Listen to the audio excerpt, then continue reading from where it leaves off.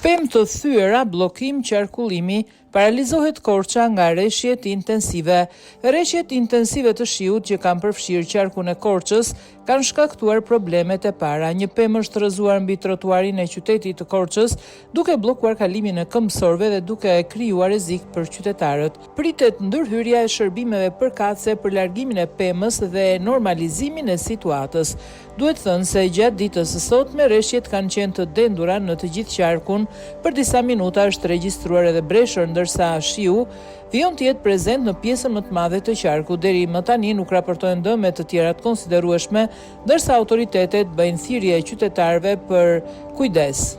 Për disa minuta ka patur rreshje breshërit në fshatrat Braçaj dhe Ziçisht të Devollit. Rreshjet e breshërit kanë qenë të konsiderueshme, ndërsa mendohet të jenë sjell dëme në bujqësi, kryesisht në misër, fasule dhe zarzavate.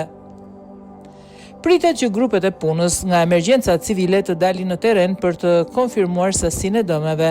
Juglindja ditën e sotme është përfshirë nga stuhia.